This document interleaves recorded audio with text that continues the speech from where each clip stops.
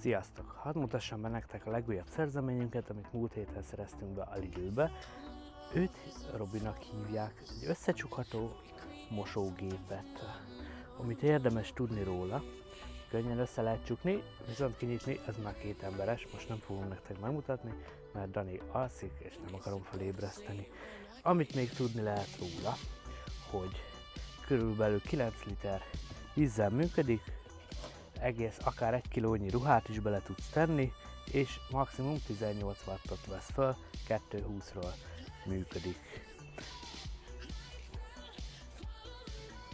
Nézzük, hogy néz ki belülről.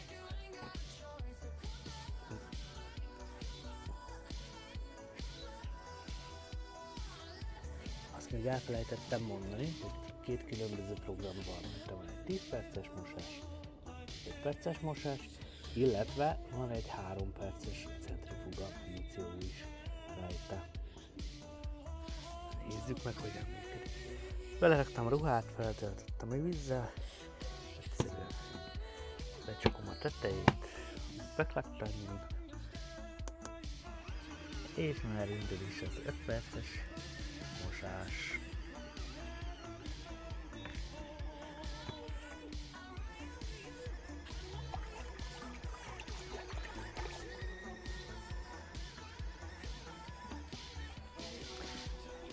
Amit hallhatjátok, egyáltalán nem hangos. Lejárt az 5 perces mosás, illetve az 5 perces rövidítés, amit külön kell elindítani, utána automatikusan ki is kapcsol.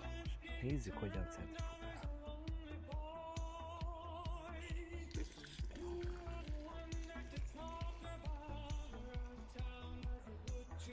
Ezt a kosarat egyszerűen kinyitod, majd kiveszed a ruhát.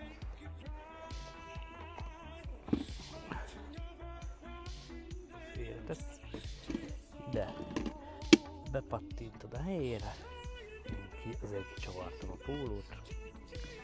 Ha két pólót mosol, akkor érdemes külön centrifugázni. Bekapcsolod, elindítod, átállítod. Érdemes azért olyan helyre tenni, ahol nem bukfencezik le. Azt már mehet is a 3 perces centri.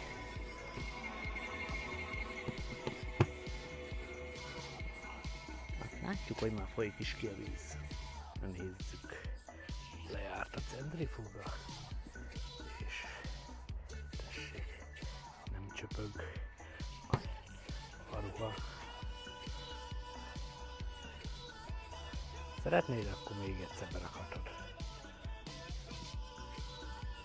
Utána kiszeded a kosaratot, mivel centriztél, kitörlöd, és már kész is vagy mosásra. Most jöhet le. Felteheted magadnak azt a kérdést, hogy megérte a pénzt? Szerintem 10 000 forintot megért. Na, sziasztok!